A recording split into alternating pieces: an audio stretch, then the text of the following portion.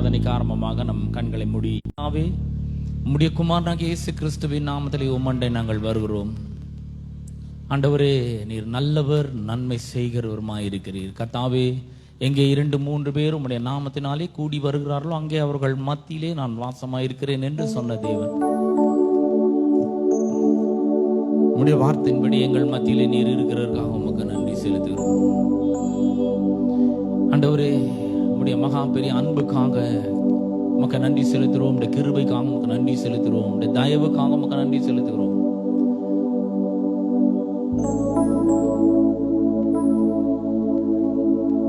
எங்கள் மத்தியில் இருக்கிற உம்முடைய பிரசன்னத்துக்காக உமக்கு ஸ்தோத்திரம்.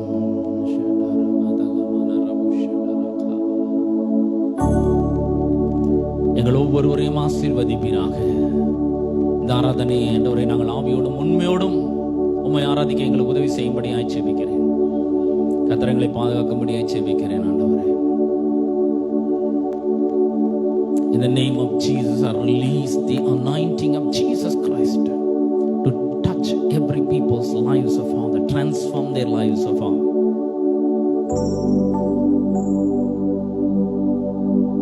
ஆராதனை முழுவதும் உம்முடைய கரத்தில் ஒப்புக் கொடுக்கிறோம். இயேசுவின் நாமத்தில் ஜெபிக்கிறோம் பிதாவே, ஆமென். நாம் ஒரு பாடலை பாடி கர்த்தரை மகிமைப்படுத்துவோம்.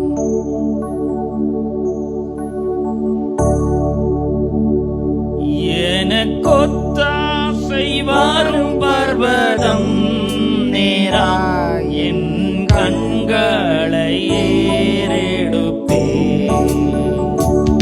எனக்கொத்தாசை வரும் பர்வதம் நேரா என் கண்களை ஏறெடுப்பே. எனக்கொத்தாசை வரும் பர்வதம் நேரா என் கண்களை ஏறெடுப்பே. வானமும் பூமியும் படைத்த வல்ல தேவனிடமிருந்தே, வானமும் பூமியும் படைத்த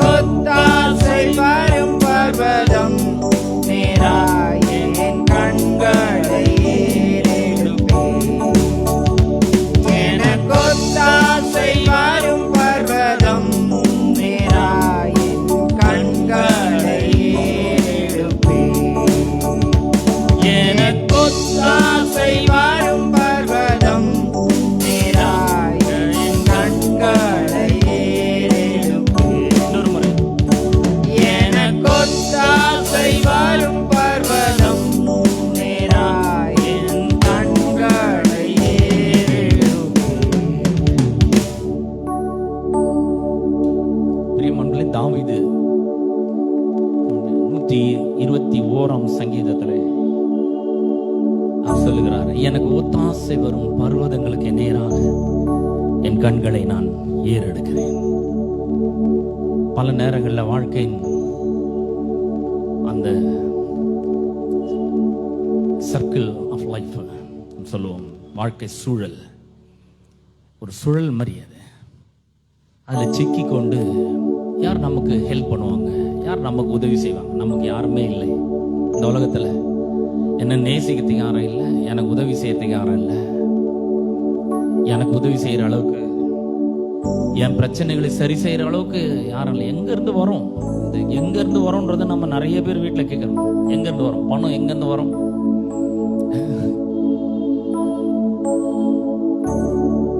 ஆனா தாவீது அவன் ஒரு ராஜாவா இருந்தா கூட அவன் கர்த்தரை நோக்கி பாரு, அங்கிருந்து எனக்கு வரும். எங்கிருந்து வரணும்னு நமக்கு தெரியணும். As a Christian we must know my help comes from the Lord. The Lord will help me. அங்கிருந்து வரும்ன்றது நமக்கு தெரியும். எங்கிருந்து வரும்? வானத்தையும் பூமியும் படைத்த கர்த்தரிடத்திலிருந்து எனக்கு ஒத்தாசை வரும்.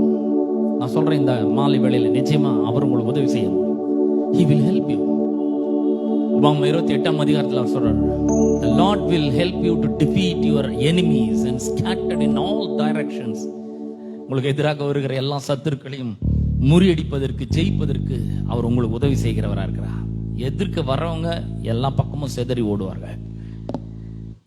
நாம் உறுதியாய் நிற்போம். ஆமென். இன்னொரு பாடலை நாம் பாடப்போகிறோம். ஈகோவா ஈரே என்ற பாடலை நம்ம எல்லாரும் சேர்ந்து பாடுவோம்.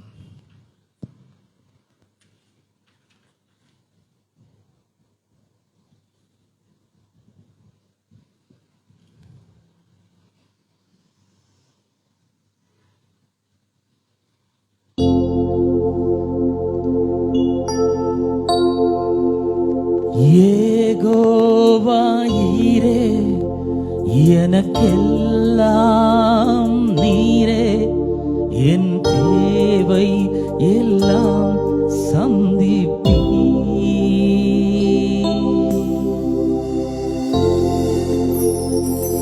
The name of the Lord is Jehovah Jireh, the one who knows our needs and help. நம்முடைய தேவைகளை ஏற்கனவே அவர் முன்னறிந்து அவர் அவைகளெல்லாம் சந்திக்கிறதே. அவர் பேர் தான் யெகோவா ஈரே. யெகோவா ஈரே, எனக்கு எல்லாம் நீரே, என் தேவையெல்லாம் சந்திப்பே. ஆராதனை. அவ்வளவுதான் இந்த பாட்டு நம்ம பாடுவோம். யெகோவா ஈரே, எனக்கு எல்லாம் நீரே, என் தேவை எல்லாம் சந்திப்பே.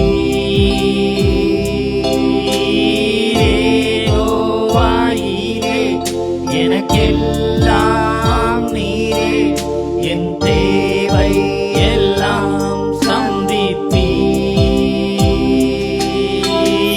ஆராதனை, ஆராதனை, ஆராதனை உமக்கே. ஆராதனை, ஆராதனை, ஆராதனை உமக்கே.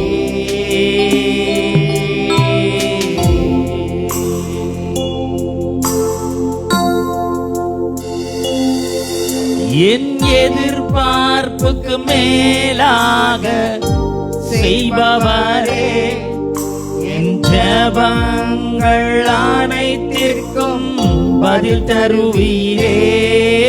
என் எதிர்பார்ப்புக்கு மேலாக செய்பவரே, என் ஜெபங்கள் அனைத்திற்கும் பதில் தருவீரே. யெகோவா ஈரே, எனக்கெல்லாம் நீரே, என் தேவை எல்லாம் சந்திப்பீர். யெகோவா ஈரே, எனக்கெல்லாம் நீரே, என் தேவை எல்லாம் சந்திப்பீர். ஆராதனை, ஆராதனை, ஆராதனை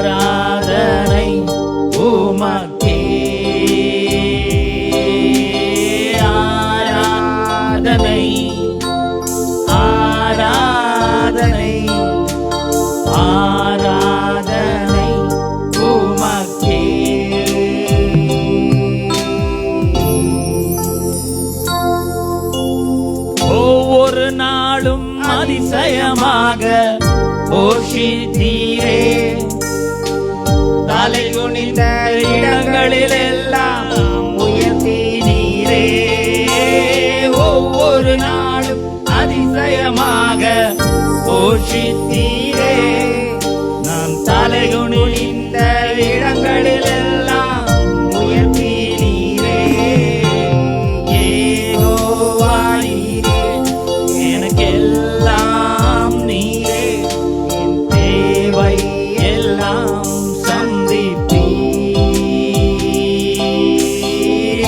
யெகோவாயிரே, எனக்கெல்லாம் நீரே, என் தேவை எல்லாம் சந்திப்பீர். ஆராதனை ஆராதனை ஆராதனை உமக்கே. ஆராதனை ஆராதனை ஆராதனை உமக்கே. ஒவ்வொரு நாளும் ஒவ்வொரு நாளும் அதிசயமாக போஷித்தீரே. தலை குனிந்த இடங்களில் எல்லாம் உயர்த்தினீரே. ஒவ்வொரு நாளும் அதிசயமாக போஷித்தீரே. தலை குனிந்த இடங்களில் எல்லாம் உயர்த்தினீரே. யெகோவாயிரே, எனக்கெல்லாம் நீரே, என் தேவை எல்லாம் சந்திப்பீர். யெகோவாயிரே, எனக்கெல்லாம் நீரே, என் தேவை எல்லாம் சந்திப்பீர். ஆராதனை ஆராதனை ஆராதனை உமக்கே. ஆராதனை ஆராதனை ஆராதனை உமக்கே.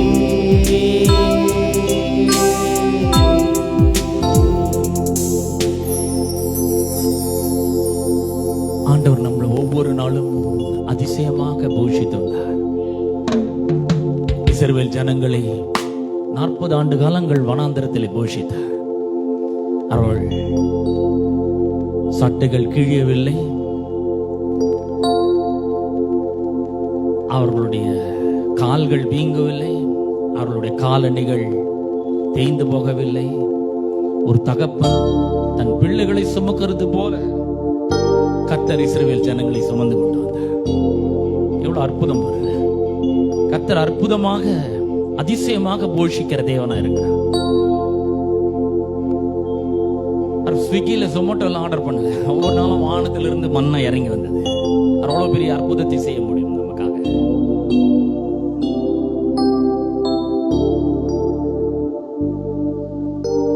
கற்பாறையிலிருந்து தண்ணீரை வரவழைத்தார். எவ்வளவு அற்புதமாக வழி நடத்துகிறார்.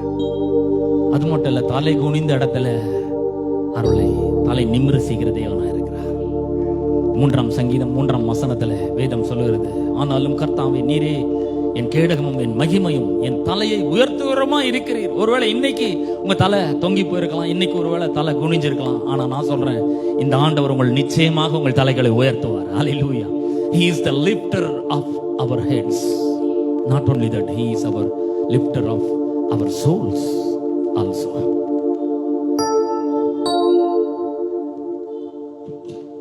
இன்னொரு பாடலை பாடி நாம் கர்த்தரை மேம்படுத்தணும்.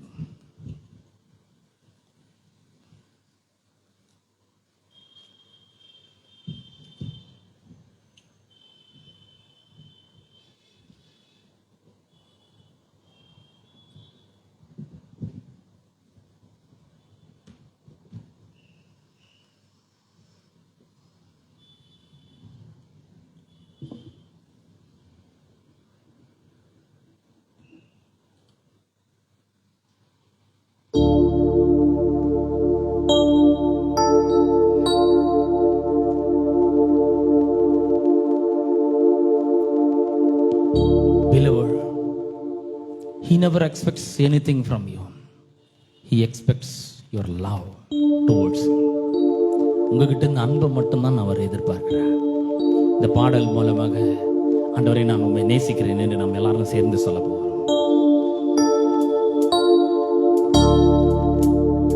உம்மாயே நான் நேசிப்பேன்,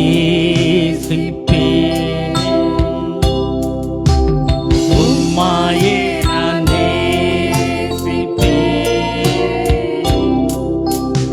உம்மாயே நான் நேசிப்பேன்.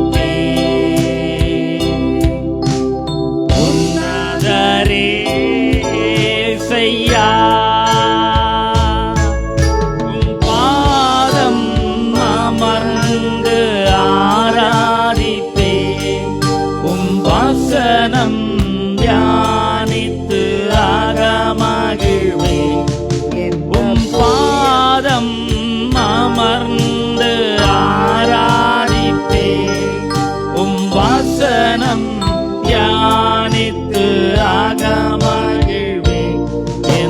புயல் வந்து மோதி தாக்கினாலும் அசைக்கப்படுவதில்லை. உம் பாதம் அமர்ந்து ஆராதிப்பேன், உம் வசனம் தியானித்து அகமகிழ்வேன். எந்த புயல் வந்து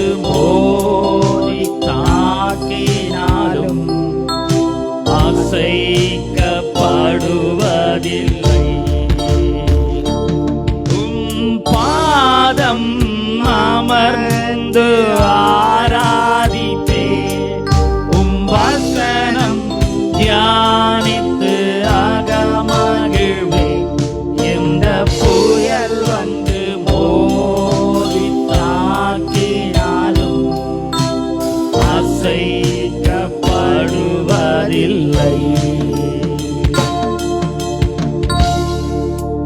உம்மாயே நான் நேசிப்பேன். எல்லாரும் உம்மாயே நான் நேசிப்பேன், உம்மாயே நான்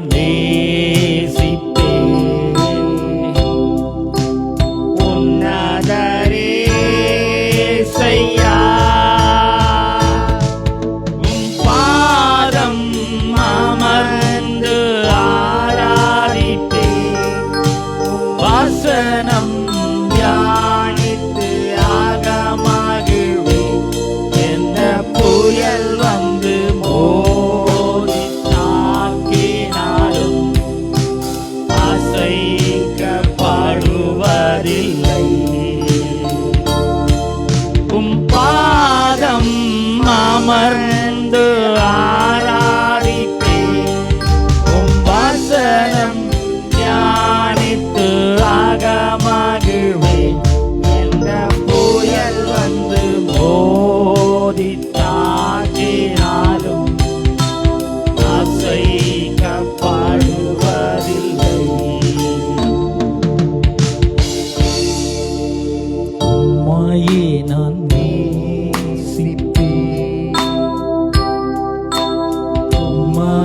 நான் நேசிப்பேன்,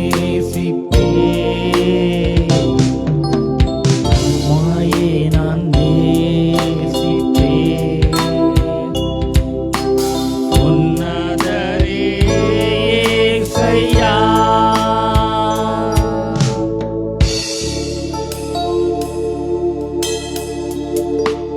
Yes, Lord.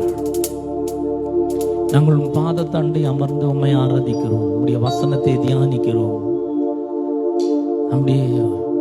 உம்முடைய நாமத்தை நாங்கள் நோக்கி கூப்பிடும் பொழுது எப்பேற்பட்ட புயல் வந்தாலும் அது எங்களை மோதி தாக்கினாலும் நாங்கள் அசைக்கப்படுவதில்லை. தாவீது சொல்லுகிறானே, கர்த்தரை எனக்கு முன்பாக நிறுத்தி நோக்கி கொண்டிருக்கிறேன், அவர் என் வலது பாரிசத்தில் இருக்கிறபடியால் நான் அசைக்கப்படுவதில்லை என்று சொல்லுகிறானே. Today we declare that you are on our right hand side, O Father. We will not be shaken. No matter what, our God is with us. He will never leave us nor forsake us. His grace is with us. We are favored. We are capable. We are saved. Hallelujah.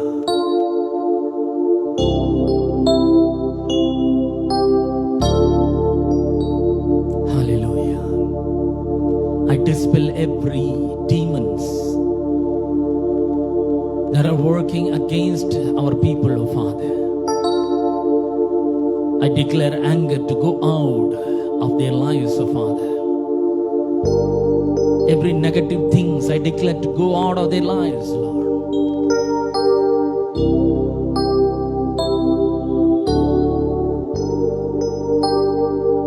Hallelujah. I command every disharmony and disagreements and every discomfort to leave their lives, oh Father. Let the peace of God, happiness of God, joy of God fill their lives, oh Lord. Fill their hearts, Lord.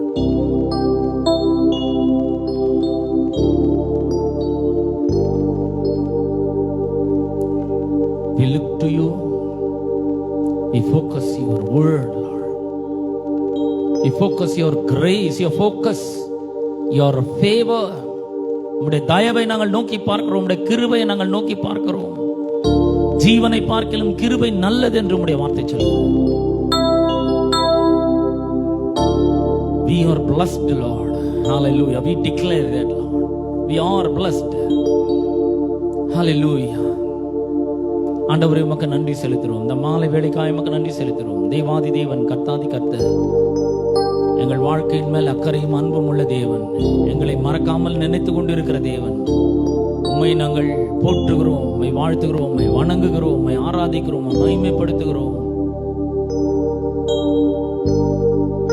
தகப்பனே உமக்கு நன்றி செலுத்துகிறோம் ஆண்டவரே.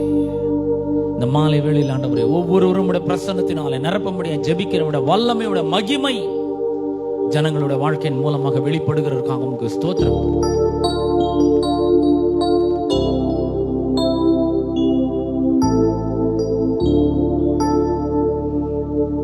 அவர்களுடைய வாழ்க்கையை சகல நன்மைகளால் நிரப்பும்படியாக ஜெபிக்கிறேன். I plead the blood of Jesus Christ over them and their life, household, Father. Protect them, provide for them, bless them abundantly, increase them, Lord. Fill their lives with all good things, Lord. Every good things, Father.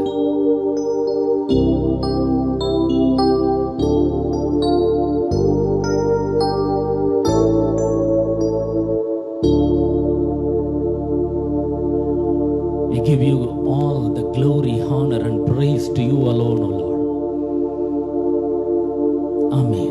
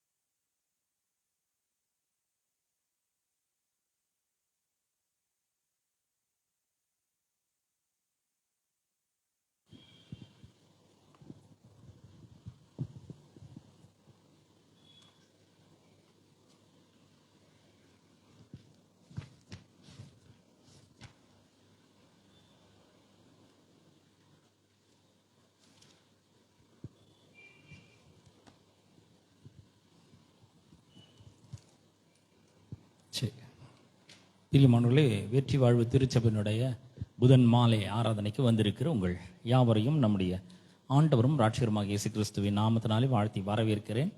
புதன்கிழமை மாலை வேளைகளில் நாம் the power of the blessing என்ற தலைப்பிலே நாம் போதனைகளை பார்த்து வருகிறோம். ஒரு வேத பகுதியை நான் உங்களுக்காக வாசிக்கிறேன். 115 சங்கீதம் 12 வசனத்திலிருந்து 15 வசனம் வரைக்கும் உங்களுக்காக நான் வாசிக்கிறேன். கர்த்தர் நம்மை நினைத்திருக்கிறார், அவர் ஆசீர்வதிப்பார். இஸ்ரவேல் குடும்பத்தாரை ஆசீர்வதிப்பார். அவர் ஆரோன் குடும்பத்தாரை ஆசீர்வதிப்பார். கர்த்தருக்கு பயப்படுகிற சிறியோரையும் பெரியோரையும் அவர் ஆசீர்வதிப்பார். கர்த்தர் உங்களையும் உங்கள் பிள்ளைகளையும் வர்த்திக்க பண்ணுவார். வானத்தையும் பூமியும் படைத்த கர்த்தரால் நீங்கள் ஆசீர்வதிக்கப்பட்டவர்கள். பிரியமானவர்களே, நாம ஆசீர்வதிக்கப்பட்டவர்கள் என்று பரிசுத்த வேதாகமம் சொல்கிறது. நம்முடைய வாழ்க்கை பார்க்கும்பொழுது அதுக்கான அறிகுறிகள் ஒருவேளை தெரியாமல் இருக்கலாம். ஆனால் நம்ம ஆசீர்வதிக்கப்பட்டவர்கள். இதை ஒவ்வொரு நாளும் நம்ம சொல்லணும் பாருங்க. We are blessed. இந்த வாஸ்த வேத பகுதி சொல்லுது, 12ஆம் வசனம் சொல்லுகிறது, the Lord remembers us. the கர்த்தர் நம்மை நினைத்திருக்கிறார். அவர் நம்மளுடைய நினைவா இருக்கிறார். யார் உங்களை மறந்தாலும் சரி, அதை பற்றி கவலைப்படவே கூடாது. ஐயோ அவங்க மறந்துட்டாங்க, பெத்த புள்ள மறந்துட்டாங்க, எவ்வளோ நான் அவங்களுக்கு நன்மை செஞ்சுருக்கேன், எவ்வளோ பார்த்துருக்கேன், நான் என்னென்னமோ பண்ணியிருக்கேன், அதை பண்ணியிருக்கேன், இதை பண்ணியிருக்கேன், நான் கூட நிறைய பேருக்கு நிறைய பண்ணியிருக்கேன், எல்லாம் மறந்துட்டாங்க. உங்களுக்கும் கண்டிப்பாக மறப்பாங்க. ஏன்னா மனுஷனா அப்படி தான் இருப்பாங்க. கர்த்தர் மட்டும்தான் நம்மளை அவர் நினைத்திருக்கிறவராக இருக்கிறார். the Lord remembers you. இந்த மாலை வேளையில் உங்களை பார்த்து சொல்கிறேன், கர்த்தர் உங்களை நினைத்திருக்கிறார். இது எனக்கு ஒரு பெரிய உற்சாகத்தை தருது. யார் என்ன மறந்தாலும் சரி இந்த உலகத்தில் அவர் என்ன நினைச்சிட்டு இருக்கிறார், அவர் ஏன் நினைவா இருக்கிறார். ஏன் அப்படி இருக்கிறாரு? Because he loves me so much. பாருங்க, ஒருத்தரை நம்ம நேசிக்கும் பொழுதுதான் எப்பவுமே அவங்க நினைவாகவே இருப்போம் இல்லையா? மனைவி ரொம்ப நேசிக்கிறவங்க பார்த்தீங்களா, எப்பவுமே அவங்க நினைவாக இருக்காங்க. ஏதாவது ஒன்று பார்த்தாங்கன்னா என் மனைவிக்காக வாங்கணும் அப்படின்னு நினைப்பாங்க. ஏன்? அவங்க நினைவாக இருக்கிறார்கள். அப்போ கர்த்தர் நம்மளை நினைத்திருக்கிறாருன்னு என்ன அர்த்தம்னா, அவர் நம்மளை நேசிக்கிறார். அவர் உங்களை நேசிக்கிறாருங்க. அவர் அளவு கடந்த விதத்தில் உங்களை நேசிக்கிறார். உங்களை வெறுக்கவே முடியாது அவரால். உங்களுக்காக அவர் தம்முடைய விலையேற பெற்ற ரத்தத்தை சிந்திருக்கிறார், ஜீவனை கொடுத்திருக்கிறார். அப்போ வேத வசனம் சொல்றது, கர்த்தர் நம்மை நினைத்திருக்கிறார். எந்த விதத்தில் நினைத்திருக்கிறார்? அவர் நம்மளை ஆசீர்வதிக்கிறார். ஆசீர்வதிக்கிற விதத்தில் நம்மளை அவர் நினைச்சிருக்கிறார். the Lord blesses us. அவர் நம்மளை ஆசீர்வதிக்கிறார். இந்த அவர் நம்மளை ஆசீர்வதிக்கிறாருன்ற எண்ணம் நம்முடைய இருதயத்தின் ஆழத்துக்குள்ள போகணும், நல்லா போகணும், ரொம்ப டீப்பாக போகணும். அவர் நம்மளை ஆசீர்வதிக்கிறார். ஒரு நாளும் நம்ம பொருளாதாரத்திலேயோ இல்லை மற்ற காரியங்களிலோ நம்ம தோல்வி அடையணும் அப்படின்னு அவர் ஒருபோதும் நினைக்கிறதே கிடையாது. நம்ம என்ன நினைக்கிறோம், ஏதோ ஒன்று செஞ்சிருவோம், கெட்டது நடக்குதுன்னாக்கா நமக்கு ஏதோ ஒரு கெட்டது நடக்குது, இயற்கையாக ஏதாவது ஒன்று நடக்குது. ஏன்னா இந்த பொல்லாத உலகத்தில் நாம் வாழ்ந்து கொண்டு இருக்கிறோம் பாருங்க. அப்படி ஏதாவது நடக்கும்போது நம்ம நினைக்கிறோம், கடவுள் நம்ம மேலே கோபமாக இருக்கிறார் போலகுது, என்னமோ நான் தெரியாமல் பண்ணிட்டு இருக்கேன், அதனால உடனே சர்ச்சுக்கு போய் ஆண்டவரே நான் ஒரு பாவியாக இருக்கிறேன், நான் ஏதோ ஒன்று தப்பு செஞ்சுட்டேன், மன்னிச்சுக்கோங்க, இப்படிலாம் நம்ம கேட்டுன்னு இருக்கிறோம் பாருங்க. ஆனால் அவர் சொல்றாரு, அவருடைய விலையேற பெற்ற ரத்தம் நம்மளை பாவங்களற கழுவி சுத்தமாக்கி இருக்கிறது. ஆமென். அவர் நம்மளை பார்க்கும்பொழுது அவர் எப்படி பார்க்குறாருன்னா, இயேசு கிறிஸ்துவை பார்க்கறது போல பார்க்குறாரு. அவர் நம்ம மேலே அவ்வளோ அன்பும் அக்கறையும் உள்ளவராக இருக்கிறார். அவர் நம்ம மேலே அக்கறையோடு இருக்கிறதுனால, அன்பா இருக்கிறதுனால அவர் நம்மளை நினைச்சிருக்கிறாரு, ஆசீர்வதிக்கிறவராய் அவர் இருக்கிறார். அப்புறம் வேத வசனம் சொல்றது, இஸ்ரவேல் குடும்பத்தார் ஆசீர்வதிப்பார், ஆரோன் குடும்பத்தார் ஆசீர்வதிப்பார். அப்புறம் சொல்றது, கர்த்தருக்கு பயப்படுகிற சிறியோரையும் பெரியோரையும் அவர் ஆசீர்வதிப்பார். அதாவது எல்லாரையும் இதுக்குள்ள கொண்டு வரணும், இந்த ஆசீர்வாதத்துக்குள்ள எல்லாரையும் கொண்டு வரணுன்றதுக்காக தான் அவர் சொல்றாரு, எல்லாரையும் அவர் ஆசீர்வதிப்பார். சின்னவங்களா இருந்தாலும் சரி, பெரியவங்களா இருந்தாலும் சரி, அவர்களை ஆசீர்வதிக்கிறார். அப்புறம் சொல்றாரு, the Lord will increase your descendants. உங்களுடைய கர்த்தர் உங்களுடைய பிள்ளைகளை அவர் என்ன பண்றாரு, வர்த்திக்க பண்றாரு, அவர் பெருக செய்யறாரு. நான் சொல்றேன், நம்முடைய பிள்ளைகள்லாம் நல்லா இருப்பாங்க. எப்படி இருப்பாங்க? நம்முடைய பிள்ளைகள் எப்படி இருப்பாங்க? நல்லா இருப்பாங்க. அவங்க ஆசீர்வதிக்கப்பட்டவர்களா இருப்பாங்க. அவனுடைய சம்பத்து பெருசா இருக்கும். பூமியில அந்த வம்சம் நம்முடைய வம்சம் ஆசீர்வதிக்கப்பட்டிருக்கும். ஆஸ்தி ஐஸ்வர்யமும் நம்முடைய பிள்ளைகள் வீட்டில் தங்கும் கண்டிப்பா. ஏன்னா அவர் சொல்லியிருக்கிறாரு. அப்ப நாமளும் என்ன பண்ணணும், இதை சொல்ல வேண்டும். பாருங்க, நம்ம வாழ்க்கையில நல்ல நிலைமைக்கு வரணும்னு நம்ம நினைக்கிறோம், ஆனா வழி தெரியல. பல விதங்கள்ல பிரச்சனைகள் நம்முடைய வாழ்க்கையில் இருக்குது. ஒரு பக்கம் குடும்ப பிரச்சனை, இன்னொரு பக்கம் பண பிரச்சனை, இன்னொரு பக்கம் சமாதானம் இல்லை, இன்னொரு பக்கம் சண்டை, இன்னொரு பக்கம் ஏற்கனவே பணம் கொடுத்தவங்களாம் கேட்டு ஒரே தொல்லை கொடுக்குறாங்க. இது மாதிரி ஏராளமான பிரச்சனைகள் பாருங்க, ஒன்று பின்னாடி வந்துட்டே இருக்கு. அதனால நம்ம வாழ்க்கைனா என்ன நினைக்கிறோம்னா, வாழ்க்கைனாவே பிரச்சனைகள் நிறைஞ்சது தாங்க. பிரச்சனை இல்லாத வாழ்க்கை எங்க இருக்குது? அதனால கண்டிப்பா வாழ்க்கை என்ன நினைப்போம், பிரச்சனை இருக்கத்தான் செய்யும், அதை ஒண்ணுமே பண்ண முடியாது, அது வாழ்நாள் வரைக்கும் சாகிற வரைக்கும் இந்த பிரச்சனை பின்னாடி வந்துனே இருக்கும். நான் கூட அப்படிதான் நினைச்சிட்டு இருந்தேன், இந்த சத்தியங்கள் எல்லாம் கேட்கறதுக்கு முன்னாடி அப்படிதான் நினைச்சிட்டு இருந்தேன் பாருங்க. வாழ்நாள் முழுக்க இந்த பிரச்சனைலாம், இந்த பணப்பிரச்சனை அப்படியே வந்துனே இருக்கும். அப்படின்னு நினைக்குவாங்க. எங்கள் அம்மா பாருங்க வீட்டில் இருக்கிற ஒவ்வொரு பொருளாக எடுத்துன்னு போய் அடகு வச்சு தான் எங்களுக்கு எல்லாமே செய்வாங்க. அந்த மாதிரி ஒரு நிலைமையில் இருந்தோம் நாங்கள். பண கஷ்டம், ஒன்றுமே செய்ய முடியாது. அப்போ அங்கே எங்கள் வீட்டில் பித்தளை, செம்பு, அந்த மாதிரி தவளைங்க, பாத்திரங்கள்லாம் இருக்கும். அதெல்லாம் எடுத்துன்னு போய் அங்கே ஒரு அம்மா இருப்பாங்க, அடகு வச்சுப்பாங்க. அவங்க வச்சுட்டு பணம் கொடுப்பாங்க. அதெல்லாம் சும்மா ஒரு 100 ரூபாய்க்கெல்லாம் கொண்டு போய் வச்சுருவாங்க. தவளையை கொண்டு போய் வச்சுருவாங்க, ஏதாவது செம்பு டேக்ஸாக கொண்டு போய் வச்சுருவாங்க. அந்த மாதிரி தான் எங்களோட வாழ்க்கை இருந்து. நாங்கள் நினச்சோம் நாங்கள்லாம் வந்து ஏழையாக பிறந்துட்டோம், அவ்வளோதான், ஏழையாகவே தான் இருப்போம் அப்படின்னு சொல்லி நாங்கள் நினச்சிட்டோம் பாருங்க. இல்லை, சாவர வரைக்கும் நாங்கள் இப்படியே கடன் வாங்கி எப்படியே காலத்தை தள்ளணும்னு நாங்கள் நினச்சிட்டு இருந்தோம். ஆனால் பாருங்க, இந்த கத்தரை எங்களுக்கு ஒருத்தர் அறிமுகப்படுத்தினார். நாங்கள் கிறிஸ்டியன் தான், ஆனால் நாங்கள் ரட்சிக்கப்படவே இல்லை. கடவுளுக்கும் எங்களுக்கும் ஒரு தொடர்பு இல்லவே இல்லை. ஒருத்தர் வந்து எங்கள் வீட்டுக்கு வந்து அவர் சொன்னார், தம்பி, நீ கிறிஸ்துவ வீட்டில் பிறந்தனால நீ கிறிஸ்டியன் கிடையாது. ஆண்டவரை நீ உன்னுடைய இருதயத்தில் ஏற்றுக்கொள்ளணும், அவருக்கு உன்னுடைய வாழ்க்கையில் இடம் கொடுக்கணும். எப்படி நான் இடம் கொடுக்குறது? ஆண்டவரை என் உள்ளத்தில் வாங்க, என் வாழ்க்கையை ஆசீர்வதிங்க சொல்லு, வாய் திறந்து சொல்லு, சொன்னதான் நடக்கணும். நான் என்னங்க, எனக்கு எவ்வளோ பிரச்சனை இருக்கு, எவ்வளோ பிரச்சனை இருக்கு. எங்கள் அப்பா சரி கிடையாது, எங்கள் அம்மா வந்து ரொம்ப ஏழ்மை நிலைமையில் இருக்கிறாங்க. ஒவ்வொரு நாளும் எங்கள் வீட்டில் சண்டை நடக்குது, அது எனக்கு பிடிக்கவே இல்லை. வீட்டில் நிம்மதியே இல்லை, தூக்கமே இல்லை. பாருங்க, எங்களுக்கு வீட்டில் தூங்க முடியாதுன்னு சொல்லிட்டு சினிமா தேட்டரில் போய் டிக்கெட் வாங்கின்னு அங்கே உள்ளே போய் தூங்கிடுவோம். தேட்டரில் அந்த செகண்ட் ஷோ முடிஞ்சோடனே எங்களை வந்து எழுப்பாங்க, தம்பி எழுந்திருப்பாப்போ, எல்லாம் படம்லாம் முடிஞ்சிச்சு. நாங்கள் படமாக இல்லை, தூங்குறதுக்கு அங்கே போவோம். ஏன்னா வீட்டில் சண்டை, தூங்கவும் முடியாது. எங்கள் அப்பா கால் பிடிச்சி இழுப்பார், கட்லடியில் படுத்து இருந்தாக்கா காலை பிடிச்சி இழுத்து அடிப்பார். எதுக்குன்னு தெரியாது. குடி இருந்தது, அடிமைத்தனம் இருந்தது, சண்டை இருந்தது, பொருளாதார வீழ்ச்சி இருந்தது, கடன் பிரச்சனைகள் இருந்தது, எல்லா பக்கமும் நெருக்கடிகள் இருந்தது. நான் நினச்சேன் அவ்வளோதான் நம்முடைய வாழ்க்கை, நம்ம வந்து ஏதோ ஒரு ஏரியாவில் பிறந்துட்டோம், ஏதோ ஒரு வீட்டில் வந்து இந்த மாதிரி ஒரு மோசமான ஒரு வீட்டில் பிறந்துருக்குறோம், வாழ்நாள் முழுக்க இப்படி தான் கஷ்டப்படணும் போலது நான் நினச்சேன். ஆனால் ஒரு அண்ணன் வந்து எங்களுக்கு சொல்லி கொடுத்தாரு, தம்பி, வாழ்க்கையில் இயேசுக்கு இடம் கொடுக்கணும், நீ உன் இருதயத்தில் இயேசுக்கு இடம் கொடுக்கணும். அப்படி இடம் கொடுக்கும் பொழுது தான் அவருடைய வாழ்க்கையில் வந்து அவருடைய வாழ்க்கையை சரிப்படுத்துவார் அப்படின்னு சொன்னார் பாருங்க. எனக்கு ரொம்ப சந்தோஷமாக இருந்தது. ஒரு பக்கம் ஒரு டவுட் இருந்தது, நாங்கள் எனக்கு எவ்வளோ பிரச்சனை இருக்குது, நிம்மதி இல்லை, தூக்கம் இல்லை, சரியாக படிப்பு வரல, எனக்கு சரியான பணம் இல்லை, நல்ல துணிமணி இல்லை, சாப்பாடு இல்லை, இது மாதிரி ஒரு பிரச்சனைகள் மத்தியில் என் வாழ்க்கையை ஆண்டவர் ஆசீர்வதிக்க முடியுமா? இது சொல்லிட்டா போதுமா? இயேசுவை என் வாழ்க்கையில் வாங்கன்னு சொல்லிட்டா போதுமான்னு சொல்லிட்டு நான் தள்ளி போட்டுன்னு இருந்தேன். எனக்கு வந்து இது லாஜிக்கலாக ஒத்தே வரல. எனக்கு வந்து யோசிச்சு பார்க்குறேன், இது எப்படிங்க, நான் பிறந்ததுலேருந்தே கிறிஸ்தவ குடும்பத்தில் வந்து கிறிஸ்தவ பேரை வச்சுட்டு இருக்கிறேன், எனக்கு என்ன கஷ்டம் இருக்க போகுது? எனக்கு வந்து ஆண்டவர் இருக்கிறாரு, வாரம் சர்ச்சைக்கு போனோம், அவ்வளோதானே, அப்படிதான் நான் நினச்சேன் பாருங்க. ஆனால் இது சொல்லாத வரைக்கும் என் வாழ்க்கையில் ஒன்றுமே நடக்கலை. ஒரு நாள் உட்காந்து யோசித்து பார்த்தேன், சரி இத்தனை வருஷம் சொல்லாமல் ஒன்றுமே நடக்கவே இல்லை, சரி சொல்லி ஏதாவது நடந்துட்டேன், என்ன பண்ணுறது, சரி சொல்லி பார்க்கவாம அப்படின்னு சொல்லி நான் என்ன பண்ணேன். அன்னைக்கு அந்த அண்ணன் வந்து சொல்லும்பொழுது நான் சொன்னேன், இயேசுவே என்னோட உள்ளத்தில் வாங்க, உண்மை என் வாழ்க்கையின் ஆண்டவராக ரட்சகராக ஏற்றுக்கொள்கிறேன், என் வாழ்க்கையை ஆசீர்வதிங்க, என் வாழ்க்கையை சீர்படுத்துங்க, என் வாழ்க்கை இவ்வளோ மோசமாக இருக்குது அப்படின்னு சொல்லி சொன்ன பாருங்க. உடனே ஒன்றுமே நடக்கலை, ஆனால் கொஞ்சம் கொஞ்சமாக என் வாழ்க்கை மாற ஆரம்பித்தது. நல்ல நிலைமைக்கு வர ஆரம்பித்தேன். கொஞ்சம் கொஞ்சமாக நல்ல திசையை நோக்கி என்னோட வாழ்க்கை செல்ல ஆரம்பித்தது. அப்போ எனக்கு வந்து சொல்லி கொடுத்தாரு அந்த அண்ணன், என்னன்னா, நம்ம இந்த நிலைமையில் இருக்கிறதுக்கு நம்ம நினைக்கிறோம் இந்த ஊரில் பிறந்தது, இந்த ஏரியா, குறிப்பிட்ட ஏரியாவில் பிறந்தது, ஒரு கிராமத்தில் பிறந்தது, இதுதான் பிரச்சனை நம்ம நினைக்கிறோம். நம்ம அப்பா தான் பிரச்சனை, நம்ம அம்மா தான் பிரச்சனை, இப்படிலாம் நான் நினச்சேன் பாருங்க.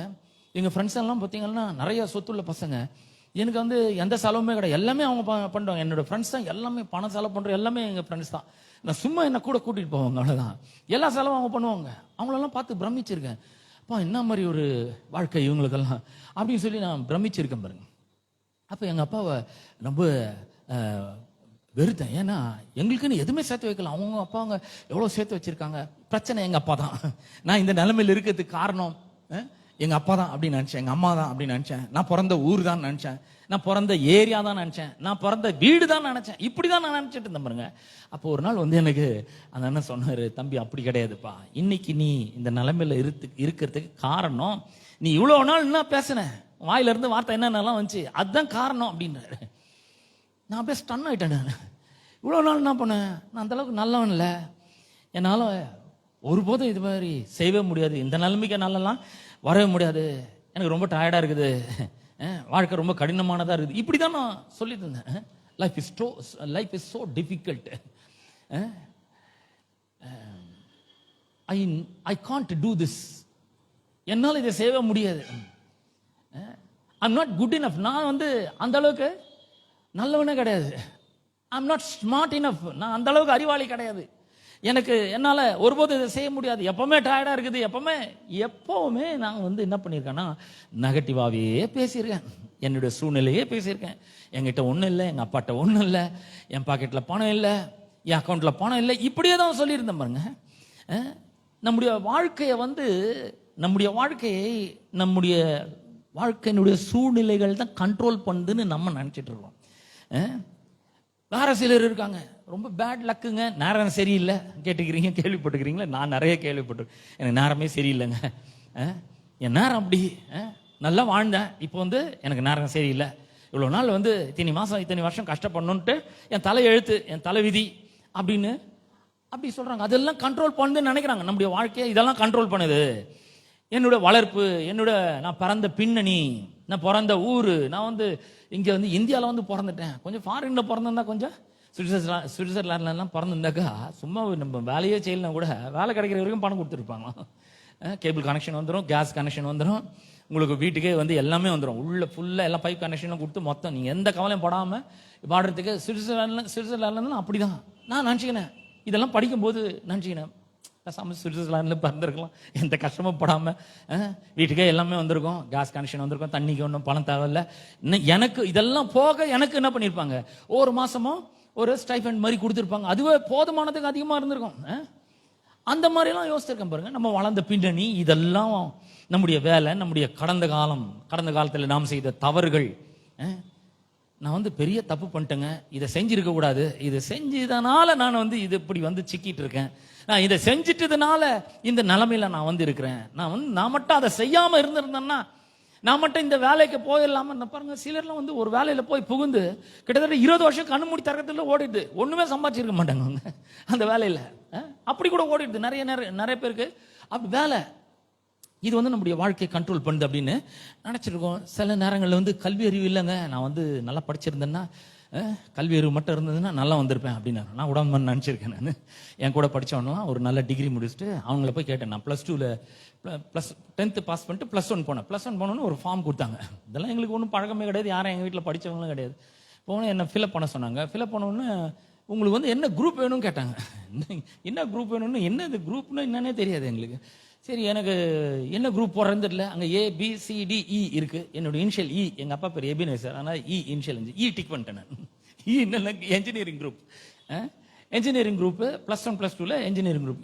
என் இனிஷியல்னால டிக்கெட், அது என்ன பாடம் வருது, இதை படித்தா என்ன ஆகலாம், அதெல்லாம் ஒன்றுமே தெரியலங்க. பல ஆண்டுகளுக்கு முன்னாடி இந்த மாதிரி கல்வி அறிவே இல்லை பாருங்க. அந்த அளவுக்கு பெரிய நாலேஜ் எல்லாம் ஒன்றும் கிடையாது. இதை படித்தா இப்படி ஆகலான்னு இப்போல்லாம் நிறைய இந்த கண்காட்சியெல்லாம் வைக்கிறாங்க. உள்ளே போனோம்னா +2 படிக்கும்போதே நமக்கு வந்து என்ன ஆகலாம், பின்னாடி என்ன ஆகலான்னு. ஆனால் என்னோட படித்த பசங்கள்லாம் பார்த்தீங்கன்னா டிகிரி முடிச்சுட்டு அவங்கள கேட்பேன், என்னடா பண்ணுற நீ, என்ன படிக்க போகிற அப்படின்னா, நான் வந்து காலேஜில் சேர்ந்துருக்கேன், டிகிரி படிச்சிருக்கேன், நான் முடிச்சுட்டு என்ன பண்ண போகிறேன், முடிச்சுட்டு நான் IAS ப்ரிப்பேர் பண்ண போகிறேன். அப்போ எத்தனையோ ஆண்டுகளுக்கு முன்னாடி, நான் சொல்கிறது வந்து கிட்டத்தட்ட 40 வருஷங்களுக்கு முன்னாடி சொல்கிறேன் நான். அவ்வளோ வருஷத்துக்கு முன்னாடியே அவங்கெல்லாம் IAS தான் ப்ரிப்பேர் பண்ணாங்க. ஆனால் யாருக்குமே தெரியாது, எங்களுக்கெல்லாம் ஒன்றுமே சொல்லவே இல்லை, எதுவுமே தெரியாது. நம்ம நினைக்கிறோம் ஒருவேளை அன்னைக்கு நல்லா படிச்சிருந்தா, கல்வி அறிவு கொஞ்சம் நல்லா இருந்திருந்தா, நமக்கு வந்து இதெல்லாம் தெரிஞ்சிருந்தா வந்து நம்ம நல்ல நிலைமைக்கு வந்திருக்கலாம் அப்படின்னு சொல்லி, நம்ம இருக்கிற நிலைமைக்கு இதெல்லாம் தான் காரணம். நம்முடைய வாழ்க்கை இதெல்லாம் கண்ட்ரோல் பண்ணுது. கல்வி கண்ட்ரோல் பண்ணுது, வேலையின்மை கண்ட்ரோல் பண்ணுது, கல்வி இல்லாமை கண்ட்ரோல் பண்ணுது, நம்முடைய சூழ்நிலை, வளர்ப்பு, பின்னணி, இது எல்லாமே நம்மளுடைய பேட் லக்கு, இதெல்லாம் நம்முடைய வாழ்க்கை கண்ட்ரோல் பண்ணி கொண்டிருக்கிறது என்று நாம நினைக்கிறோம். ஆனால் உண்மை என்னவென்றால், வேதம் என்ன சொல்லுகிறது என்றால், நீங்கள் உங்க வாயை திறந்து பேசுகிறீங்க பார்த்தீங்களா, வார்த்தைகள், அந்த வார்த்தைகள் தான் உங்களுடைய வாழ்க்கையை கட்டுப்படுத்துகிறது. your words control your lives. hello, your words has power to deliver you or put you in prison. உங்களுடைய வார்த்தைகள், நீங்க வாயை திறந்து பேசுறீங்க பார்த்தீங்களா, அந்த வார்த்தைகள் உங்களுடைய வாழ்க்கையை இந்த ஒரு சிறைச்சாலையிலிருந்து வெளியே கொண்டு வரத்துக்கும் உதவி செய்யும். உங்களை கொண்டு போய் வெளியே இருக்கிற உங்களை கொண்டு போய் சிறைச்சாலையில வைக்க முடியும். அப்ப இந்த வார்த்தைக்கு தான் இந்த கண்ட்ரோல் பண்ற ஒரு சக்தி இருக்கிறது. அப்ப எப்படி இது வந்து நம்ம புரிஞ்சு கொள்றதுன்னா, நம்ம காலையில் எழுந்திருக்கும் போது, நல்ல கவனிங்க, எழுந்திருக்கும் போது, அப்புறம் நைட்டு படுக்கும்பொழுது, அப்புறம் நடக்கிறோம் பார்த்தீங்களா? இப்போ பாருங்க, இப்போ நம்ம கீழே வண்டி எட்டில் வந்து விட்டுட்டு மேலே ஏறி வரோம். அந்த மேலே ஸ்டெப் ஏறி வர நேரத்தில் கூட நம்ம நிறைய திங்க் பண்ணுறோம். உள்ளே வந்து பல காரியங்கள் போகுது. அப்புறம் யாருமே இல்லை உங்ககிட்ட, உங்கள் அருகில் யாருமே இல்லை. அப்புறம் இந்த மாதிரி சூழ்நிலையில் நீங்கள் வந்து காலையில் எழுந்திரிக்கும் போது, நைட்டு படுக்கும்பொழுது, நடக்கும்பொழுது, அப்புறம் உங்கள் பக்கத்தில் யாரும் இல்லாத பொழுது தனிமையாக நீங்கள் உட்காந்து சிந்திக்கிறீங்க பார்த்தீங்களா? உங்களுடைய மனதில் என்னென்னலாம் திரும்ப திரும்ப சொல்கிறீங்கன்னு கொஞ்சம் யோசிச்சு பாருங்க. வாழ்க்கையாடா இது? இதெல்லாம் ஒரு வாழ்க்கையா? இதை வந்து நான் வாழணுமா? எவ்வளோ கஷ்டம் இந்த வாழ்க்கையில். இது எதுக்கு நான் வாழணும்? நான் வாடுறதுல என்ன அர்த்தம் இருக்கு? ஒரு பக்கம் குடும்ப பிரச்சனை, இன்னொரு பக்கம் பண பிரச்சனை, இன்னொரு பக்கம் வட்டி பிரச்சனை, இன்னொரு பக்கம் கொடுத்த பணம் திரும்ப வரலன்ற ஒரு பிரச்சனை, இன்னொரு பக்கம் சரியான அளவில் நாம் முன்னேற முடியலன்ற பிரச்சனை. எல்லா பக்கமும் பிரச்சனை இருக்குது. என்னதான் இந்த வாழ்க்கை, என்ன வாழ்க்கையோ இது அப்படின்னு சொல்லி நம்ம திரும்ப திரும்ப திரும்ப நம்ம வந்து பேசுறோம் பார்த்தியா? மனசுல ஓடுது பாருங்க. அதுதான் உங்களுடைய வாழ்க்கையை அப்படியே கட்டி போட்டு வச்சிருக்குதுங்க. நீங்கள் சவால்களை சந்திக்கும் பொழுது, தோல்விகளை நீங்கள் சந்திக்கும் பொழுது, உங்களை அழிக்கக்கூடிய வார்த்தைகளை திரும்ப திரும்ப சொல்லுகிறீர்கள். நல்லா கவனிங்க. உங்களையும் அழிக்கக்கூடிய வார்த்தைகளை உங்களுக்கே தெரியாம திரும்ப திரும்ப சொல்றீங்க. அவ்வளவுதாங்க, சொல்லி முடிஞ்சதுங்க. கேட்கறதுக்கு நல்லா இருக்குது. இது நம்ம சொல்றதுக்கும் நல்லா இருக்குது, மற்றவங்க கேட்கறதுக்கும் விளையாட்டா இருக்கு, நல்லா இருக்கு. அவ்வளோதாங்க. கடவுளே நினச்சா கூட என்ன ஒன்றும் பண்ண முடியும், வாழ்க்கையை சரிப்படுத்தவும் முடியாது சொல்கிறோம் பார்த்தீங்களா? என்னால் முடியாது, நான் வந்து சரி கிடையாது, நான் அந்த அளவுக்கு நல்லவன் கிடையாது, கடவுள் எனக்கு உதவி செய்ய முடியாது, இப்படிலாம் நம்ம நினைக்கிறோம். நம்ம வந்து நடக்கும்போது, படுக்கும்போது இதெல்லாம் சொல்கிறோம் பாருங்க. எனக்கு வந்து ரொம்ப இதுவே நம்ம வந்து ரொம்ப டயர்டாயிடுது. நம்ம அடிக்கடி சொல்லிடுறோம். இதை சொல்லி சொல்லி சொல்லி எனர்ஜியே இல்லாமல் போயிடுதுங்க. அடிக்கடி நம்ம சொல்கிறோம் ஒரு வார்த்தை, என்ன ரொம்ப டயர்டாக இருக்கு, என்னால் சர்ச்சுக்கு போக முடியல, பிரசங்கத்தை கேட்க முடியல, அங்கே வந்தாலும் சரி என்னால் கவனிக்க முடியாது, ரொம்ப டயர்டாகுது, இந்த வாரம் வானா நம்ம அடுத்த வாரம் போய்டும் அப்படின்றோம் பார்த்தீங்களா? இதுதான் நம்முடைய வாழ்க்கையை கட்டுப்படுத்தி கொண்டிருக்கிறது. என்னால் எதுவும் செய்ய முடியாது இப்படி சொல்லும்பொழுது சொல்லிட்டு நம்ம என்ன நினைக்கிறோம்? ஏங்க எல்லா கதவும் அடைக்குதுங்க, எங்க போனாலும் வாசல் எனக்கு டோருக்கு வந்து க்ளோஸா இருக்குது. எந்த பக்கம் போய் வெளியே வரலான்னு பாக்குறேன், இந்த பண பிரச்சனையிலிருந்து வெளியே வரலான்னு பார்த்தா டோரு க்ளோஸா இருக்குது, குடும்ப பிரச்சனையிலிருந்து வெளியே வரலான்னு பார்த்தா டோர் க்ளோஸா இருக்குது, இஎம்ஐல இருந்து வெளியே வரலான்னு பாக்குறேன், கடன்ல இருந்து வெளியே வரலான்னு பாக்குறேன், எந்த வழியும் இல்லை, எனக்கு டோர் க்ளோஸ் ஆயிருக்குது. ஏன்னா நம்மளே அதை பேசி பேசி என்ன பண்றோம், க்ளோஸ் பண்ணிடுறோம். இது முடியாது போலகுது, இந்த கடன் ஒழிவே ஒழியாது போலகுது, என் வாழ்க்கையை விட்டு ஒழியாது போலகுது அப்படின்றோம். நாமளே வந்து தரக்குறைவா பேசிக்கிறோம். நான்லாம் அந்த அளவுக்கு ஸ்மார்ட் கிடையாதுங்க, அவரை மாதிரி இருந்தேன்னா நான் என்னத்துக்கு எங்கேயோ போயிருப்பேன், இப்படிலாம் நம்ம சொல்றோம். மற்றவங்களோட நம்மளை கம்பேர் பண்ணிட்டு இப்படிலாம் சொல்றோம். ஏன் இப்படிலாம் சொல்றோம்னா, இதெல்லாம் ஏன் நடக்குது, எப்படி இதுல இருந்து வெளியே வர்றதுன்னு நமக்கு தெரியவில்லை. ஏனென்றால் இன்னைக்கு நான் உங்களுக்கு சொல்லிக் கொடுக்குறேன். நீங்க பேசுறீங்களா, அந்த வார்த்தைகள் உங்களை சங்கிலிகளினால் கட்டி போடுகிறது. உங்களுடைய கை ஏற்கனவே கட்டி இருக்குது, பேசி பேசி கட்டிட்டீங்க உங்க கையை, எதுவும் செய்ய முடியாது அவருக்கு. திரும்ப திரும்ப பேச பேச அது அப்படியே டைட் ஆகுது. உங்களுக்கு தெரியாமலேயே அந்த செயினை நீங்க இருக்குகிறீர்கள், டைட் பண்ணுகிறீர்கள். அப்ப எப்படி இதுல இருந்து வெளியே வருது? ஆண்டவர் ஒன்று சொல்றாரு. இப்போ ஒரு வசனத்தை நான் உங்களுக்காக வாசிக்க போறேன். உபாகமம் புஸ்தகத்தில் அந்த வசனம் இருக்கு. அந்த வசனத்தை நான் இப்போ உங்களுக்கு வாசிக்கும் பொழுது உங்களுக்கு நல்லா தெரிஞ்சிடும். உபாகமம் புஸ்தகம் 6ஆம் அதிகாரம் 4ஆம் வசனத்திலிருந்து வாசிக்கிறேன். உபாகமம் 6:4 இஸ்ரவேலே கேள். நான் சொல்ற கர்த்தர் இஸ்ரவேல் ஜனங்கள் பார்த்து சொல்றாரு, இஸ்ரவேலே கேள். இஸ்ரவேல் யாரு? கர்த்தருடைய ஜனம். இப்ப நீங்களாம் கர்த்தருடைய ஜனம். கர்த்தர் உங்களை பார்த்து சொல்றாரு. என் வாயை யூஸ் பண்றாரு, என் குரலை யூஸ் பண்றாரு, ஆனா கர்த்தர் உங்களோட பேசுறாரு, உங்களை பார்த்து சொல்றாரு, அன்பான அண்ணனே, அக்காவே, தங்கச்சியே, இப்ப நான் சொல்றேனே இதை கேளு அப்படின்றாரு. என்ன சொல்றாரு பாருங்க. நம்முடைய தேவனாகிய கர்த்தர் ஒருவரே கர்த்தர். நீ உன் தேவனாகிய கர்த்தரிடத்தில் முழு இருதயத்தோடும் உன் முழு ஆத்மாவோடும் உன் முழு பலத்தோடும் அன்பு கூறுவாயாக. You must love God with all your heart and with all your soul, with all your strength. எல்லாத்தினாலும் ஆண்டவர் இடத்துல என்ன பண்ணணும்? அன்பு கூற வேண்டும். அப்புறம் இப்ப சொல்றாரு, இன்று நான் உனக்கு கட்டளையிடுகிற இந்த வார்த்தைகள். இப்ப சொல்ல போறோம் பாத்தியா, இந்த வார்த்தைகள் எங்க இருக்கணும்? எங்கெங்க இருக்கணும்? இந்த வெள்ளை பேப்பர்ல இங்கில் பிரிண்ட் பண்ணி இருக்கணும்னு சொல்றாரா? எங்க இருக்கணும்? உங்கள் இருதயத்தில் இருக்க வேண்டும். இருதயத்தில் இருக்கட்டும். இப்போ இங்க இருக்கு. நம்ம என்ன பண்றோம்? டேப்ல வச்சுக்கிறோம், அப்புறம் மொபைல்ல வச்சுக்கிறோம், அப்புறம் பிரிண்டட் பைபிள் வச்சுக்கிறோம். பிரிண்ட் பேப்பர் இருக்கு, இங்க் இருக்கு, பிரிண்ட் பண்ணியிருக்காங்க, இப்படிலாம் வச்சுக்கிறோம். இல்ல இல்ல, இங்க இருந்தா போதாது, இதை எடுத்துன்னு போய் இருதயத்துக்குள்ள வைன்றார் ஆண்டவர். இருதயத்துக்குள்ள வை. அப்புறம் அவர் சொல்றாரு, நீ அவைகளை உன் பிள்ளைகளுக்கு கருத்தாய் போதித்து. இந்த ஆண்டவரை பிள்ளைகள் என்ன பண்ணும்? இன்ட்ரோடியூஸ் பண்ணும். டே தம்பி, நான் கிடையாது, ஆண்டவர் தான் பெரியவர். இன்னும் கூட பாருங்க, என் சின்ன பொண்ணு நான் கொண்டு போய் ட்ராப் பண்ணிட்டு வந்தேன். அப்படி ட்ராப் பண்ண போகும்பொழுது, அப்பா நீங்கள் எவ்வளோ அன்பாக இருக்கிறீங்கப்பா, எனக்கு எல்லாமே நீங்கள் தான் பண்ண. உடனே நான் சொன்னேன், இல்லை இல்லை அப்படி சொல்லக்கூடாது, என்னோட பெரியவர் ஒருத்தர் இருக்கிறாரு, நானே அவர்கிட்ட தான் போகிறேன். உனக்கு பரலோக பிதா ஒருத்தர் இருக்கிறாரு, அப்பாவை கொடுத்தவர் அவர் தான். அதனால என்ன ரொம்ப பெருசாக நினைக்கக்கூடாது, அவரை ரொம்ப பெருசாக நினை. இதெல்லாம் கற்றுக் கொடுக்கணும் பாருங்க நம்ம பிள்ளைகளுக்கு, கருத்தாய் போதித்து. அப்புறம் சொல்றாரு, நீ உன் வீட்டில் உட்கார்ந்து இருக்கிற போதும். நல்லா கவனிக்கிறீங்களா? உட்காந்து இருக்கீங்க, இப்போ உட்காந்து இருக்கும்போது என்ன யோசிக்கணும்? இங்கே வந்து ஆராதனை பண்ணும்போது, நாளைக்கு வந்து இந்த இஎம்ஐ கட்டணும், 10ஆம் தேதி இஎம்ஐ வருது, நாளைக்கு வந்து டேட் என்னது 9, என்ன பண்ண போறேன்னு தெரியல, இப்படி யோசனை கூடாது. தேவனாகிய கர்த்தருடைய வார்த்தைகளை எடுத்து என்ன பண்ண வேண்டும்?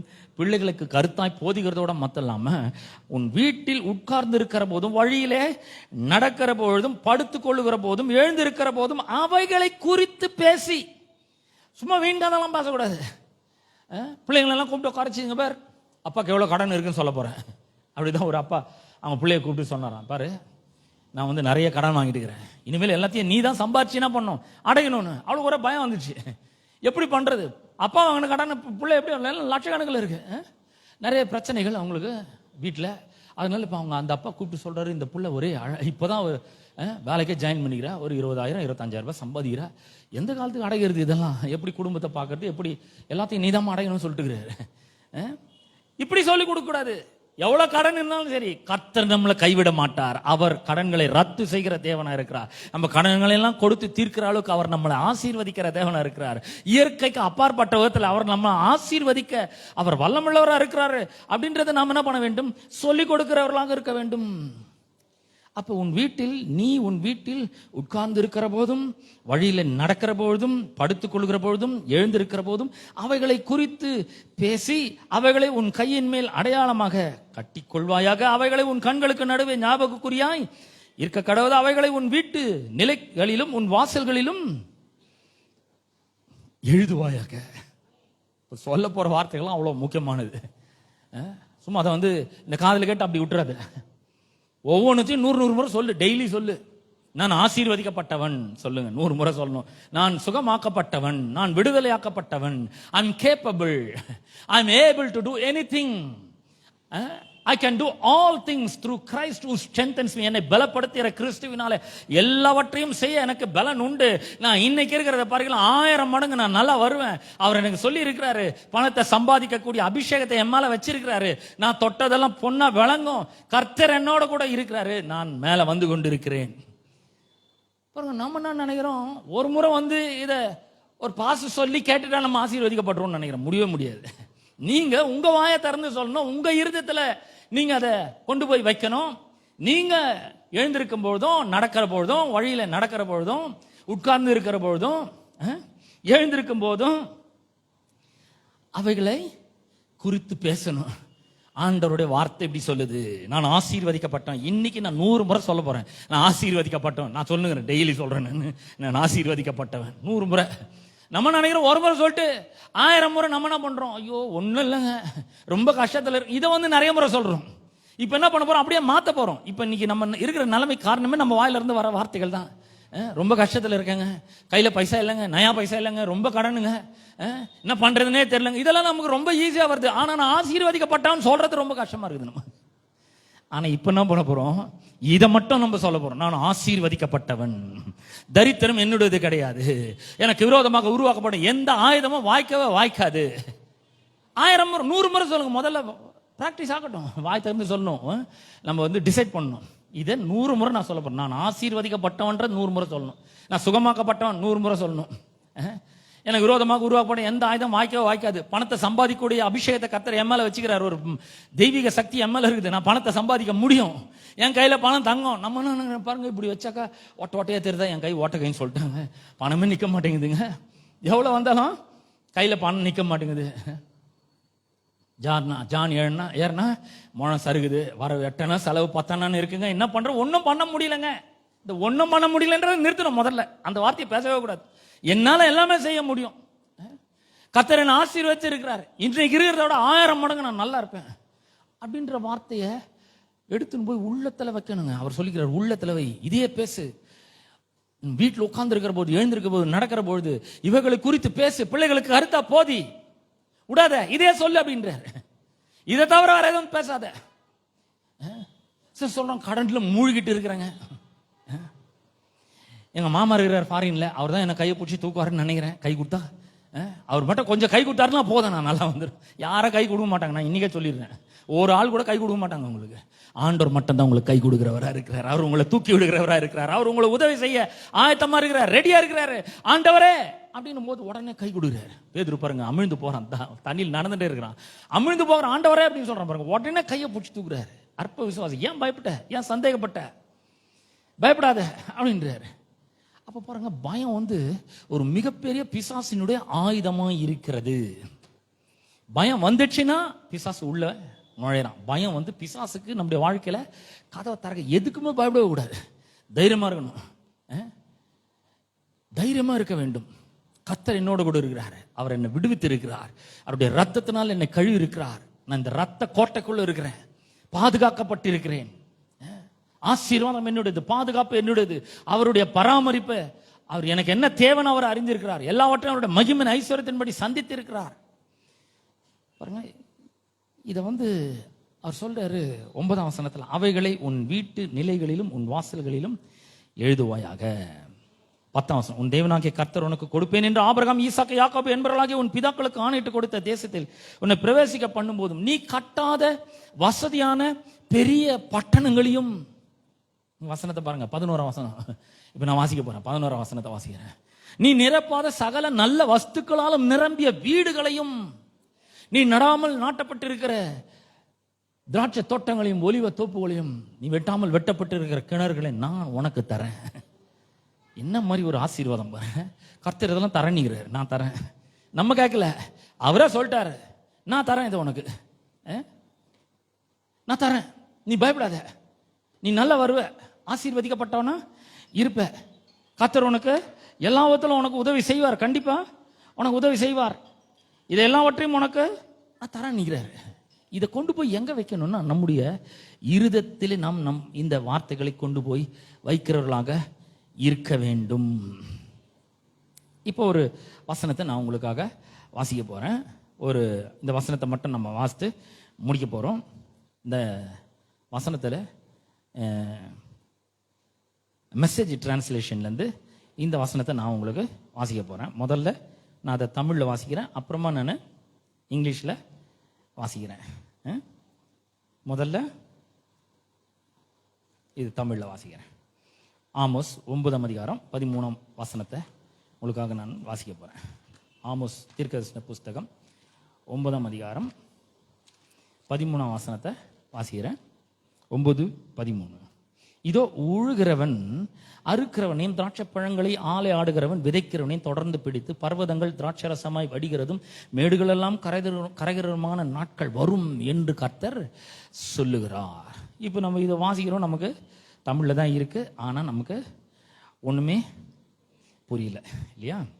ஆனால் இப்போ நான் ஆங்கிலத்தில் வாசிக்க போகிறேன்.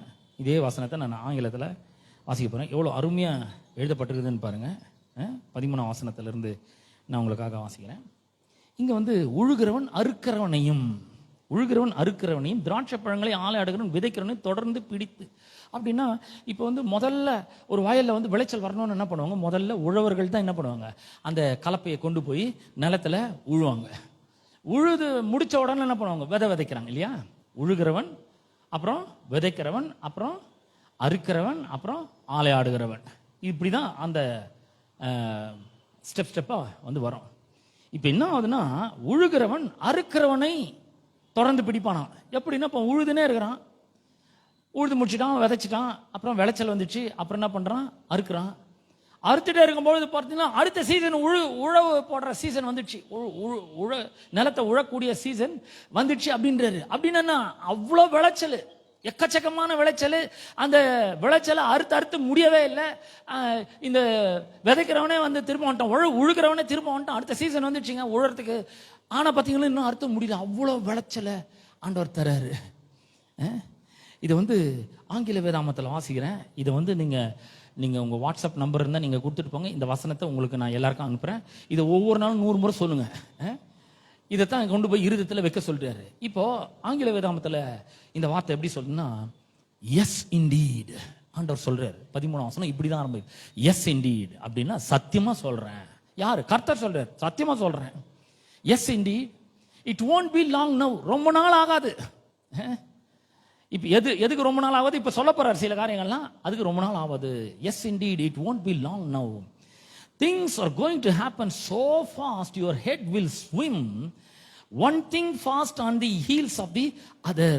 காரியங்கள் ஒன்றன் பின் ஒன்றாக அடுத்தடுத்து மிக வேகமாக, மிக துரிதமாக, ரொம்ப சீக்கிரமாக நடக்க போகிறது. உங்க தலையை சுத்துற அளவுக்கு ஆசீர்வாதங்கள் வந்து சேர போகுதுன்றாரு. அப்படிதான் சொல்லிருதுங்க.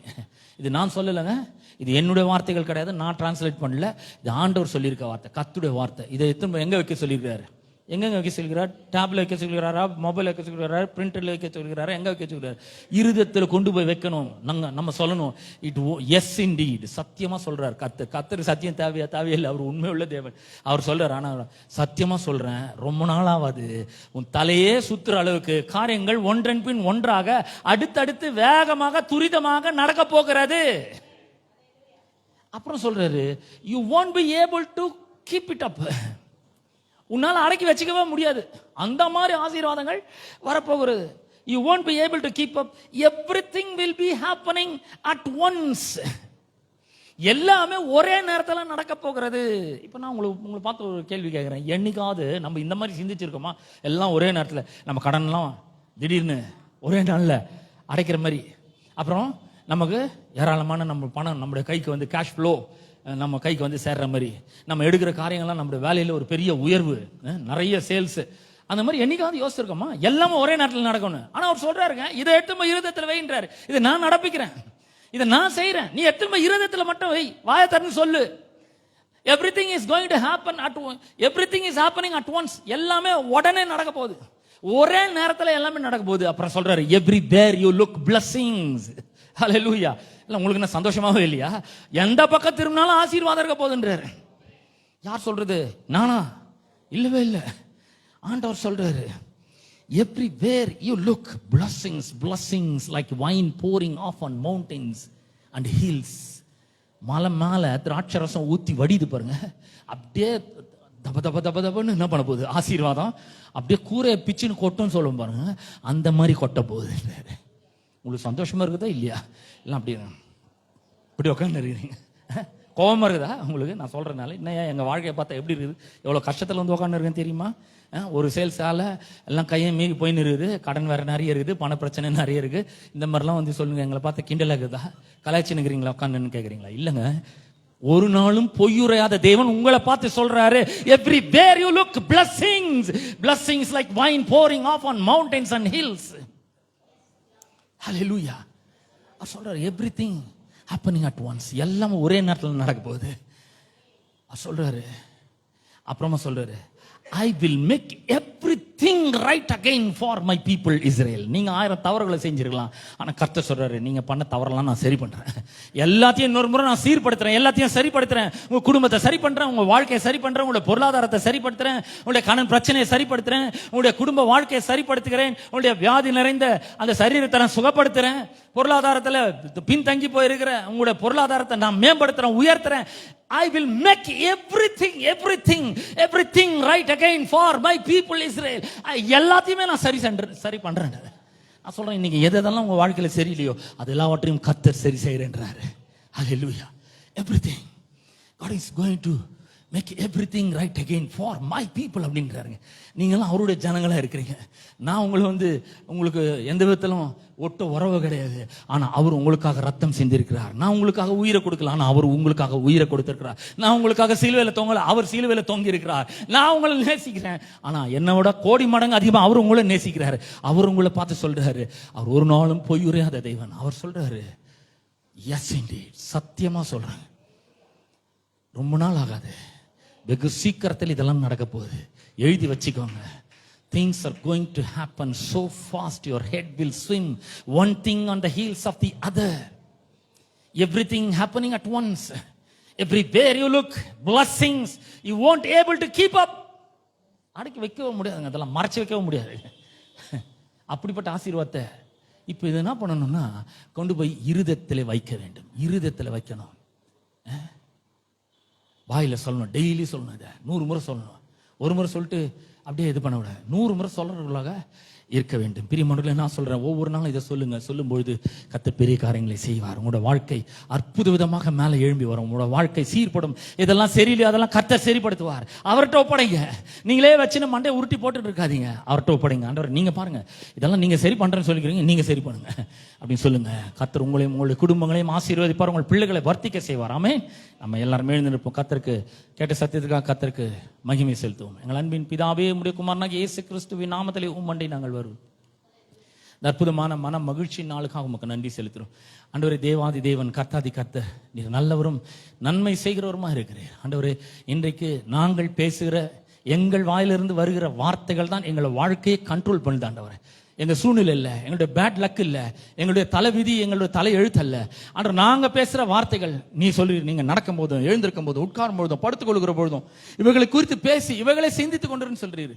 இயேசுவின் நாமத்தினால இதை ஒவ்வொரு நாள் 100 முறை சொல்றதுக்கு நாங்கள் ஆண்டவரே தீர்மானத்தை எடுக்கிறோம். ஆண்டவர், ஒரு டிசிஷன் எடுக்கிறோம், தீர்மானத்தை எடுக்கிறோம். இயேசுவின் நாமத்தினால ஆண்டவரே உமக்கு நன்றி செலுத்துறோம். இயேசுவின் நாமத்தினால ஆண்டவர் 100 முறை சொல்றோம். எங்க வாழ்க்கை மேல் நோக்கி வருகிறதற்காக உங்களுக்கு ஸ்தோத்திரம். வாழ்க்கை நல்ல திசையை நோக்கி செல்கிறதற்காக உங்களுக்கு ஸ்தோத்திரம். நீர் சொல்லியிருக்கிறீர், எந்த பக்கம் திரும்பினாலும் ஆசீர்வாதம் என்று சொல்லுகிறேன். அப்படிப்பட்ட ஆசீர்வாதம் உங்களுடைய ஜனங்கள் மேல நான் கூறுகிறேன். ஆண்டவரே, இயேசுவின் நாமத்தினாலே நான் எல்லாவற்றையும் மறுபடியும் சரி செய்வேன் என்று சொல்லி இருக்கிறீரே. ஆண்டவரே, இவர்கள் ஒருவேளை பல தவறுகளை செஞ்சிருக்கலாம், ஆனால் அதை எல்லாத்தையும் நீர் சீர்திருக்கிறதற்காக உமக்கு நன்றி செலுத்துறேன். நீர் சரி செய்கிறதற்காக உமக்கு நன்றி செலுத்துறேன். அவர்கள் குடும்பங்களை சரிப்படுத்துவீராக, சரீரங்களை சரிப்படுத்துவீராக, மனங்களிலே ஒரு பெரிய ஆரோக்கியம் உண்டாகட்டும், பொருளாதாரத்தில் ஒரு பெரிய செழிப்பு உண்டாகட்டும், ஆசீர்வாதம் உண்டாகட்டும் என்று ஜெபிக்கிறேன். இது ஒவ்வொரு நாளும் அவர்கள் பேச சொல்ல அவர்களுக்கு உதவி செய்யும்படியா ஜெபிக்கிறேன். ஆண்டவரே, நெகட்டிவா பேசுறது நிறுத்தட்டும். ஆண்டவரே, அவர்கள் எப்பொழுதும் கர்த்தருடைய வார்த்தையை பேசட்டும். தொடர்ந்து அவர்களை ஆசீர்வதியும். இந்த வார்த்தையெல்லாம் அவருடைய வாழ்க்கையில் ஏற்ற காலத்தில் வந்து நிறைவேறட்டும் என்று ஜெபிக்கிறேன். துதி கன மகிமை எல்லாவற்றும் ஒருவருக்கே நாங்கள் செலுத்துகிறோம். இயேசுவின் நாமத்தில் ஜெபிக்கிறோம் பிதாவே, ஆமென். ஆமென். நம்முடைய கர்த்தராகிய இயேசு கிறிஸ்துவின் கிருபையும் பிதாவாகிய தேவனுடைய அன்பும் பரிசுத்த ஆவியானுடைய ஐக்கியமும் பாதுகாவலும் வழிநடத்தலும் இன்றும் என்றும் சதா காலங்களிலும் நம் அனைவரோடும் என்றும் இருப்பதாக. ஆமென். ஆமென்.